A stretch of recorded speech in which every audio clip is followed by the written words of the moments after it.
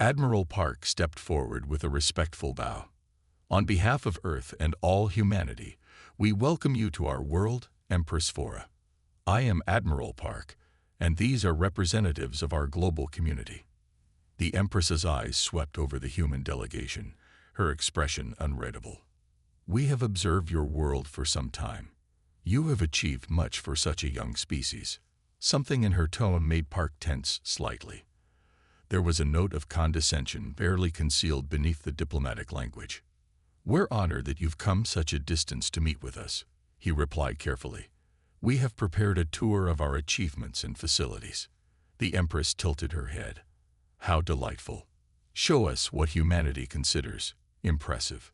For 3 days, Earth's representatives showcased their finest technological and cultural achievements. They demonstrated their newest fusion reactor that had come online just last year. They presented their quantum computing network that had revolutionized medicine and science. They showed footage of the Mars colony where 5,000 humans now lived beneath protective domes. With each presentation, the Empress's smile grew more patronizing. Her advisors exchanged glances that Park couldn't miss, looks of amusement, as though watching clever animals perform tricks. On the 3rd day, the Empress addressed the United Nations in New York.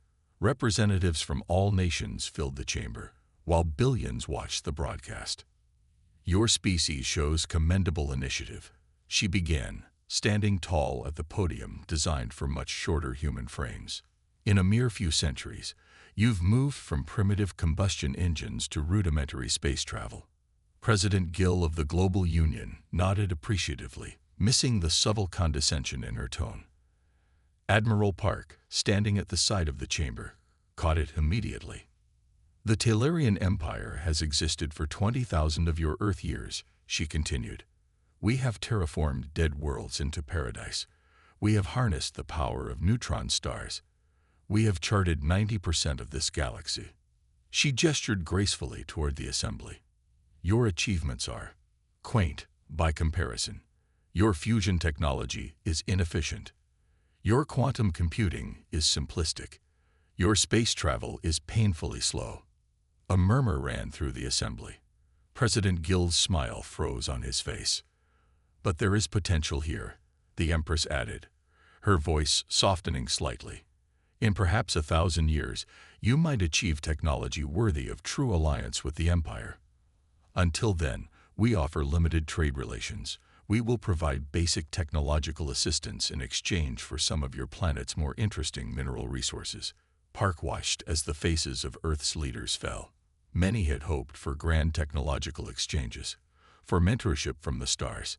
Instead, they were being patted on the head like clever children. As the session ended, Park escorted the Empress back to her transport.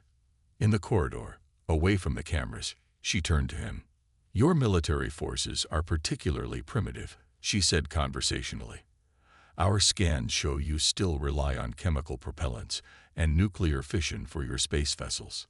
Park kept his expression neutral. "We work with what we have, Your Majesty." "Indeed, an admirable quality in lesser species." She smiled at him like one might smile at a pet performing a simple trick correctly. "Don't worry, Admiral. In a few centuries, perhaps your great-great-grandchildren might pilot ships worthy of notice in our fleet." Later that evening, after the Talarian delegation had returned to their ship, Park sat alone in his office overlooking the Geneva Lake. His tablet displayed messages from military and scientific leaders worldwide, all expressing variations of the same sentiment: humiliation. A soft knock interrupted his thoughts. Director Kim entered, her face grim. As head of Earth's scientific consortium, she had presented some of humanity's proudest achievements to the aliens. "They laughed at us," she said without preamble. "Not openly, but they did." Park nodded slowly. "Yes." The Empress's chief scientist asked if I needed help understanding basic planetary engineering. As if I were a child. Kim's hands trembled slightly with suppressed anger. "They think we're primitives." "They've revealed much in their arrogance," Park replied quietly. "Their technology, their shipbuilding methods, their energy systems, they showed off. thinking we couldn't possibly understand or replicate their work. Kim sat down across from him. I've already had my team analyzing everything we've seen. The principles behind their fold space drive aren't incomprehensible. Different, yes, but not magical. Park looked out at the stars beginning to appear in the evening sky.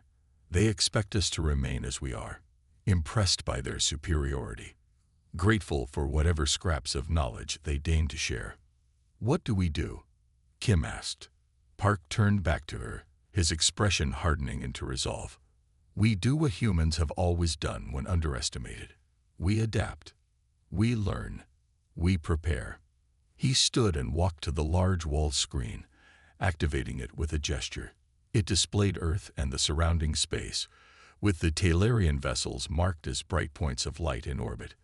Send encrypted messages to all military and scientific installations. Priority level Omega. Subject heading: Project Starfall. Starfall? Kim asked. Park nodded.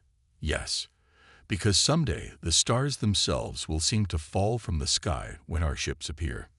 Kim's eyes widened as she understood. You're proposing we build a fleet. Not just any fleet. A fleet that will make the Empress Vora rethink her assessment of humanity. Park's voice was quiet but filled with determination. We will accept their trade offers. We will smile and nod at their condescension. And behind the scenes, we will take everything we've learned from them and build something they never expected. Kim stood, a slow smile spreading across her face. How long? As long as it takes. 5 years. 10. Whatever is necessary. Park's eyes returned to the stars. The Empress laughed at humanity today. I intend to ensure she never makes that mistake again. Literally 7 years passed after humanity's first meeting with the Talarians. On the surface, relations between Earth and the alien empire remained cordial but distant. Once every 6 months, Talarian ships arrived to exchange their basic technology for Earth's resources, primarily rare minerals and biological samples. Deep beneath the Pacific Ocean, hidden inside a massive underwater facility carved into the seafloor, Admiral Park stood before a holographic display. The chamber, known as Deep Harbor, housed the nerve center of humanity's most classified project. Only 300 people on the entire planet knew of its existence. Show me the progress on the carrier fleet, Park ordered, his voice calm despite the tension in his shoulders. Director Kim nodded to a technician who adjusted the display. The hologram shifted to show massive construction facilities hidden throughout the solar system. Inside hollowed-out asteroids, beneath the lunar surface, and in Earth's deepest ocean trenches. We've completed the first 50 supercarriers, Kim reported, pride evident in her voice despite her professional demeanor. The asteroid belt facilities are 2 weeks ahead of schedule. The holographic display zoomed in on one of the vessels under construction. 3 kilometers long and shaped like a midnight black arrowhead. The massive ship dwarfed anything humanity had publicly acknowledged building. Its hull gleamed with a special light-absorbing material that would make it nearly invisible against the backdrop of space. The Talarians still have no idea. Park asked, studying the ship's specifications. He gestured to the images of the nearly completed supercarrier fleet. In 7 years, we've adapted their technology and improved upon it. We've built defenses they don't know exist. We've created a fleet that will ensure humanity's independence among the stars. Director Kim stepped forward. The question remains, when do we reveal ourselves? The fleet will be fully operational within 6 months. Park considered this carefully. We wait for the right moment. The Talarians still view us as harmless. That's our greatest advantage. As if on cue, Commander Ryu's tablet beeped with an alert. He studied it for a moment, his expression growing serious. Admiral, our intelligence network has intercepted coded transmissions between Talarian ships. Analysis suggests they're planning something significant regarding Earth. What kind of something? Park asked, tension returning to his shoulders. Unknown, but the encryption level was reserved for Imperial military operations. Ryu replied, whatever it is, it's coming directly from Empress Vora. Park turned back to the holographic display of the fleet. Then we accelerate our timetable. All carriers are to be brought to full combat readiness within 3 months. Training operations will continue around the clock. As the meeting ended and the staff dispersed to their duties, Park remained alone in the command center, watching the slow rotation of the holographic Earth. "You thought we were primitive," he said quietly to the absent Empress. "You thought we would accept our place. You never understood what humans do when backed into a corner." In the darkness of space, hidden from prying eyes, humanity's fleet grew. 200 massive carriers, each capable of challenging the entirety of the known Talarian armada, waited silently for the day they would reveal themselves to the galaxy. The Empress had laughed at humanity. Soon she would learn that laughter had been her greatest mistake. Retreat 10 years after first contact, the massive ship of Empress Fora appeared in Earth's sky without warning. Unlike the crystalline elegance of her diplomatic vessel, this was clearly a warship, nearly 5 kilometers long. Its dark hull bristled with weapon ports and energy projectors. 6 smaller but still imposing battleships flanked it, taking positions around Earth's orbit. Global communication systems activated simultaneously as the Talarians broadcast on all frequencies. Screens worldwide displayed the imperial symbol before switching to Empress Fora herself, seated on an ornate throne. She looked exactly as she had a decade ago. Her species aged far more slowly than humans. "People of Earth," she began, her translator converting her musical language to the major human languages. 10 years have passed since our empires first met. During this time, we have observed your development and provided guidance through our trade agreements. In the hidden command center of Deep Harbor beneath the Pacific, Admiral Park watched the broadcast with narrowed eyes. Around him, the command staff remained silent, tension filling the air. "The Imperial Council has decided that the time for guidance has ended," Vora continued, her voice pleasant but firm. "Your world has been granted sufficient time to recognize the benefits of formal incorporation into the Talarian Empire." President Han of the Global Union stood in her office, surrounded by advisors as they watched the same broadcast. Her face remained composed, but her hands gripped the edge of her desk tightly. "As Imperial protocol dictates," the Empress explained, "Earth will now transition to a protectorate status. You will surrender 25% of all planetary resources and accept Talarian governors in each of your major regions. This arrangement will bring you security and accelerated development under our direct supervision." In cities across the world, people gathered in public squares watching giant screens, their faces showing fear and confusion. Some children cried, clinging to their parents.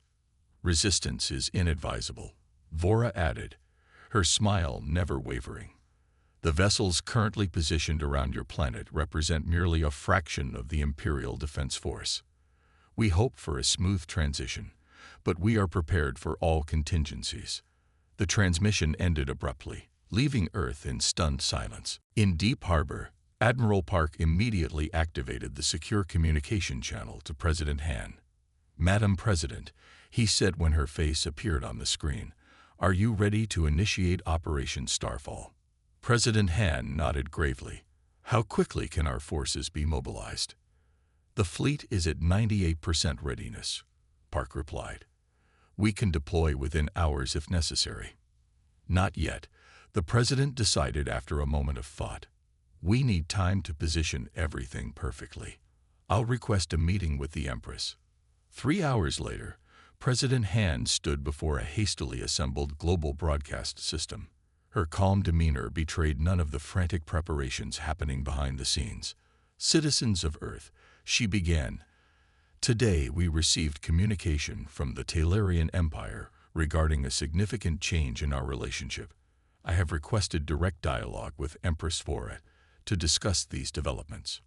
She paused, allowing her words to sink in. "I ask for calm during this period. All emergency services remain operational, and there is no immediate danger. More information will be provided as it becomes available." The broadcast ended, and within minutes, the Empress's response arrived. She would grant Earth 30 days to prepare for the transition to Protectorate status. The Imperial flagship would remain in orbit, with the formal submission ceremony scheduled for exactly 30 days hence. When the terms were delivered to Deep Harbor, Admiral Park smiled for the first time in days. 30 days is more than enough, he said to his command staff. Begin final preparations. Activate all carrier groups and deploy them to their staging positions. All operations remain under quantum mask. Over the next 4 weeks, Earth appeared outwardly calm. News stations discussed the upcoming transition, while politicians made vague statements about cooperation with our galactic neighbors. Meanwhile, beneath oceans, inside hollowed asteroids, and behind the moon, humanity's hidden fleet came to life. Aboard the Eclipse, Admiral Park reviewed final readiness reports. The massive bridge hummed with controlled activity as officers monitored systems and crew prepared for what would be humanity's most important moment since leaving Earth's atmosphere. All 200 carriers report ready for action. Admiral, Commander Ree reported, standing at attention beside Park's command chair. Weapons systems primed, fold drives calibrated. And our special project? Park asked quietly. The Graviton Disruptor Network is online and synchronized, Rue confirmed. One command will activate all units simultaneously. Park nodded in satisfaction. And the Empress suspects nothing. Nothing, sir. Our diplomatic teams have been appropriately submissive. The Talarian security advisors believe we're simply organizing an orderly surrender. 29 days after the ultimatum, 7 more Talarian warships arrived in Earth orbit. Among them was the Imperial Ceremony Ship, a magnificent vessel designed specifically for formal submissions of new worlds to the Empire. President Han received an official notification. Empress Vora herself would personally oversee Earth's incorporation ceremony. The message included detailed instructions for the event, including which human leaders should be present and what ceremonial words they would be required to speak. In her private office, President Han read these instructions with Director Kim at her side. They've planned everything down to the color of robes we should wear, Han remarked, her voice calm despite the circumstances. They believe victory is already theirs, Kim replied. Their arrogance has always been their weakness.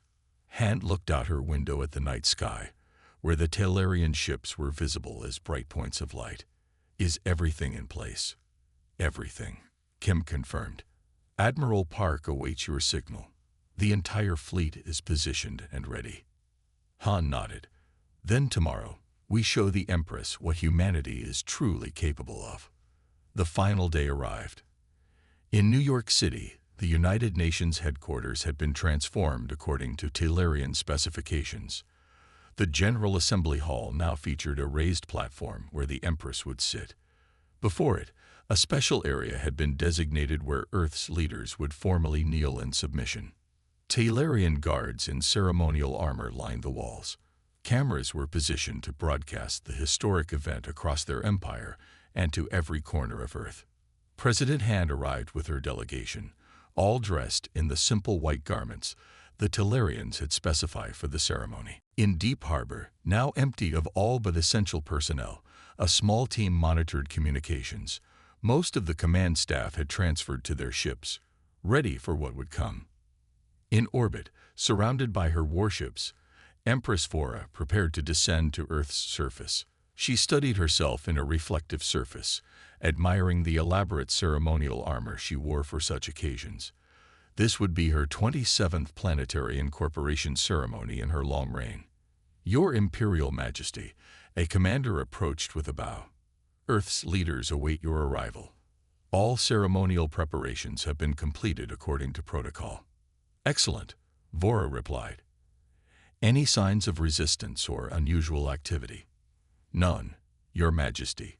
Their military forces remain in their bases. Their space assets are minimal and have been contained. They appear to have accepted their place. Vora smiled with satisfaction. As expected, they are wise enough to understand the futility of resistance. As her shuttle prepared for descent, Vora looked down at the blue planet. Soon it would be just another jewel in her vast empire, its resources feeding Talarian expansion, its people serving as new subjects under her benevolent rule.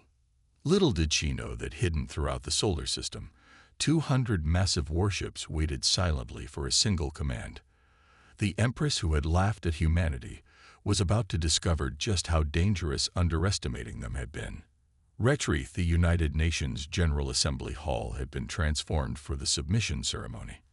The ceiling glowed with artificial stars representing the Talarian home system. Incense from 7 different worlds filled the air with strange, sweet smells. Talarian guards in ceremonial armor stood at attention along the walls, their weapons ornate but fully functional. President Han and 12 other world leaders waited in silence as the Empress's shuttle landed outside. Cameras broadcast the event to billions of humans worldwide and across the Talarian Empire. Many watched with tears in their eyes, believing they were witnessing humanity's surrender to an alien power. The massive doors swung open. Empress Fora entered, her 7-foot frame adorned in gleaming ceremonial armor that shifted colors with each movement. A crown of what appeared to be living light floated above her head. 4 high commanders followed her, each carrying symbols of imperial authority. "People of Earth," she announced, her voice amplified throughout the chamber. "Today marks your world's ascension from isolated primitive status to an honored protectorate within the Talarian Empire." She moved with fluid grace to the elevated throne prepared for her. 2 attendants arranged her ceremonial robes as she sat, looking down at the human leaders with a benevolent smile that didn't reach her eyes. "For 10,000 years, the Empire has brought order and advancement to countless worlds," she continued. "Your species will now benefit from our wisdom and protection." A Talarian official stepped forward with an ornate box. Inside lay 13 medallions on crystal chains. "These marks of submission will be worn by Earth's designated leaders," the Empress explained. "They signify your acceptance of imperial authority and your role as intermediaries between your people and their new governors." President Han stepped forward as protocol required. Her white ceremonial robes rustled softly in the silent chamber. Every eye watched as she approached the throne and stopped at the designated point where she was expected to kneel. Instead, she remained standing. A murmur ran through the Talarian officials. One of the guards stepped forward, hand moving toward his weapon, but the Empress raised her hand to stop him. "Is there confusion about the ceremony?" Vora asked, her voice still pleasant though her eyes had narrowed slightly. "There is no confusion, Empress," President Han replied calmly. "Before we proceed, I have been instructed to deliver a message." The Empress tilted her head curiously. "Proceed." President Han smiled for the first time. "The message is simple. Look up." Confusion flickered across the Empress's features. Then her commanders began receiving urgent communications through their translators. Their expressions shifted from confusion to alarm. "Your Majesty," one whispered urgently to the Empress, "our ships report unknown vessels appearing throughout the system." The large screen behind the throne, intended to display scenes of Talarian glory during the ceremony, suddenly activated. It showed a view of Earth from orbit and the impossible sights surrounding the planet. Massive ships, dwarfing even the Empress's flagship, had appeared in perfect formation around Earth. Each was shaped like a midnight black arrowhead, their hulls absorbing light rather than reflecting it. They had materialized simultaneously, emerging from fold space with precision that should have been impossible for a supposedly primitive species. "What is the meaning of this?" the Empress demanded, rising from her throne. The screen split to show Admiral Park standing on the bridge of the Eclipse, the largest of humanity's carriers. Unlike President Han in her white robes, he wore a simple black uniform with a single silver star on each shoulder. "Empress Fora," he said calmly, "I am Admiral Park of the United Earth Defense Fleet. You find us at an interesting moment. We've just completed deployment of our carrier group." The Empress stared at the screen in disbelief. "This is impossible. Your species does not possess fold space technology." 10 years ago, you showed us the principles," Park replied. "We simply adapted them to our needs." On the screen behind him, the view expanded to show the full scope of humanity's response. 200 supercarriers now surrounded the Talarian fleet. Each human vessel was at least twice the size of the Empress's flagship, with weapon systems that glowed with barely contained energy. In the General Assembly Hall, President Han stepped away from the throne area, rejoining her fellow leaders who had also abandoned the submission formation. "Your Imperial Majesty," Han said, her voice strong and clear, "Earth respectfully declines protectorate status. We propose instead a treaty between equals." The Empress's face darkened with anger. "You deceived us. For years, you pretended to be." "We showed you what you expected to see," Han interrupted. "You decided we were primitive. You chose to believe we were simple. At no point did we lie. We simply allowed your arrogance to blind you." On the screen, Admiral Park nodded to his communications officer. "I've taken the liberty of opening a channel to your fleet commander," he said. "My tactical officer is currently explaining the situation to him." The view shifted to show the Talarian warships now completely surrounded by human carriers. Small fighter craft had deployed from the carriers, taking up positions around each alien vessel. "Your ships are currently targeted by our graviton disruptors," Park continued. "These weapons can reduce your vessels to their component atoms in approximately 3 minutes. Additionally, our fold space inhibitors are now active, preventing your ships from attempting emergency jumps." The Empress's hands gripped the arms of her throne so tightly that the material cracked. "This is an act of war against the Talarian Empire." "No," President Han replied firmly. "This is an act of self-defense. You came to our world with an ultimatum backed by military force. We are simply demonstrating that such tactics are inadvisable when dealing with humanity." Outside the United Nations building, people had gathered in the streets, watching the events unfold on giant screens. As the images of Earth's secret fleet appeared, cheers erupted across the globe. 10 years of waiting, of appearing weak, had finally paid off. In orbit, Commander Ryu directed the precision positioning of the human fleet. Each carrier had deployed exactly according to plan, creating an unbreakable sphere around Earth and the Talarian ships. Fighter squadrons moved in perfect formation, their pilots executing maneuvers that demonstrated years of secret training.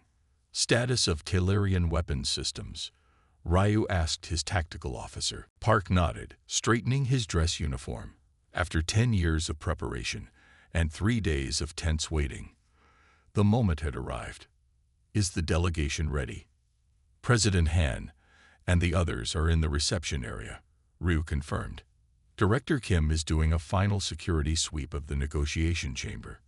20 minutes later, Park watched as the sleek Talarian shuttle landed on the designated pad. The Empress emerged, flanked by just 3 advisors instead of her usual entourage. Her ceremonial armor was gone, replaced by a simpler outfit that still shimmered with subtle iridescence. Even in this reduced state, she moved with imperial grace. The reception area fell silent as the aliens entered. President Han stepped forward, offering the traditional greeting gesture humans had learned from Talarian cultural exchanges. "Empress Fora, welcome to Luna Base. We appreciate your willingness to discuss new terms for our relationship." The Empress returned the gesture with practiced formality. "President Han, it seems your people have many surprises." The human delegation led their guests to the negotiation chamber, a circular room with a round table that symbolized equality between the parties. Through transparent walls, the stars were visible in all directions. Once everyone was seated, President Han opened the proceedings. "Before we begin formal negotiations, perhaps we should address the questions I'm sure you have." The Empress studied her for a moment before responding. 10 years ago, we believed we were guiding a promising but primitive species. Clearly, we were mistaken. Admiral Park spoke for the first time. "Your assessment of our technology was accurate at the time of first contact. What you failed to consider was our capacity for adaptation." One of the Empress's advisors, a severe-looking male with storm-gray skin, leaned forward. "No species in recorded history has advanced from basic fusion technology to fold space-capable warships in a single decade. It's technically impossible. Director Kim smiled slightly. Impossible by your understanding, perhaps, but you showed us the principles of your technology while believing we couldn't comprehend them. That was your first mistake. You studied us, the Empress realized, while we were studying you. Of course, President Han replied. You arrived with technology beyond our understanding. We would have been fools not to learn everything we could. The question remains, the Empress said. How did you build such an extensive fleet without our knowledge? Our regular surveys of your system showed nothing of this magnitude. Admiral Park exchanged glances with Director Kim before answering. Quantum signature masking. Your sensors detect fold space technology by its effect on quantum fields. We developed a method to counterbalance those effects, making our activities invisible to your instruments. The Talarian scientific advisor visibly startled. That's theoretical technology. Even our scientists haven't perfected it. We had strong motivation, Kim replied simply. The Empress leaned back in her chair, studying the humans with new eyes. And now you want what? Revenge? War? Neither, President Han said firmly. We want recognition, equality, respect. For the next 12 hours, the two delegations worked through the framework of a new relationship between Earth and the Talarian Empire. Gone were the demands for resources and submission. In their place emerged a treaty of mutual recognition and cooperation. As the second day of negotiations began, the Empress requested a private meeting with Admiral Park. They walked together through a corridor with views of the lunar landscape. I've been reviewing your carrier designs, she said after a period of silence. They're impressive, but there are flaws your engineers might not have recognized. Park raised an eyebrow. Pointing out weaknesses in our defenses, Your Majesty. Offering technical insights, she corrected. If we are to be allies rather than adversaries, such exchanges benefit us both. Park studied her carefully. You've accepted this new reality quickly. I've ruled for 300 of your years, Admiral. Those who cannot adapt do not survive to rule so long. She stopped walking, turning to face him directly. I underestimated your species. I will not make that mistake again. Park nodded slowly. I appreciate your candor, Empress. There is something I must know, she said, her voice lower. How? How did your people advance so rapidly? Even with our technology as a guide, the leap you made should have taken centuries. Park considered his answer carefully. When you first arrived, you showed us what was possible. When you threatened our world, you showed us what was necessary. Necessity, the Empress murmured. Yes, I understand this concept well. On the third day, the Treaty of Luna was finalized. Earth would be recognized as a sovereign power equal to the Talarian Empire in all diplomatic matters. Trade would continue on fair terms, with technology exchanges beneficial to both sides. The treaty established boundaries for human expansion and provided protocols for contact with other galactic civilizations. As President Han and Empress Vora signed the document, cameras broadcast the historic moment throughout Earth and the Talarian Empire. Today marks a new chapter in galactic history, President Han announced, not as conqueror and conquered, but as two civilizations choosing cooperation over conflict. The Empress added her own words, carefully chosen after consultation with her advisors. The Talarian Empire recognizes Earth and humanity as equals under galactic law. We look forward to the contributions your unique perspective will bring to the greater community of spacefaring peoples. Later, as the Talarian delegation prepared to depart, Admiral Park escorted the Empress to her shuttle. A question. Admiral, if I may, she said quietly, away from the recording devices. Your carriers, your weapons, were they really capable of defeating my fleet? Park met her gaze steadily. Would you like a demonstration, Your Majesty?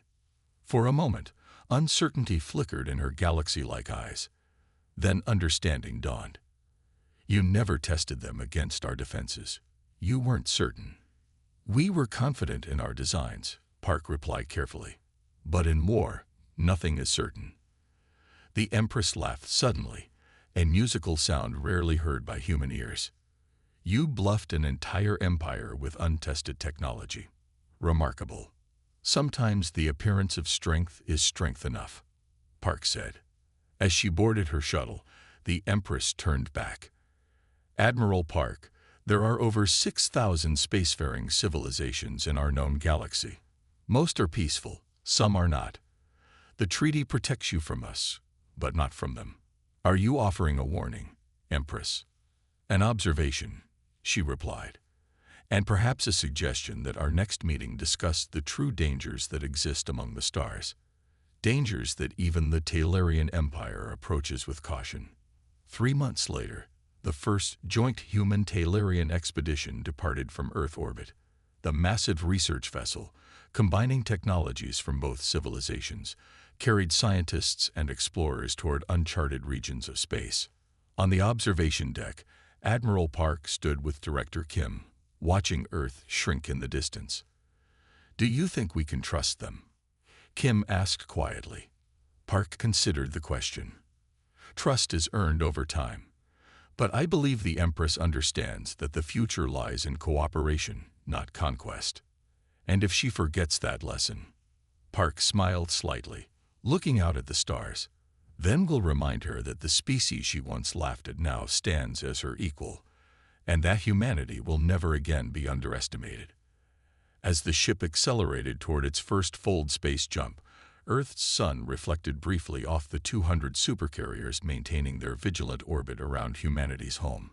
Silent guardians of a species that had, in just 10 years, risen from planetary confinement to galactic citizenship.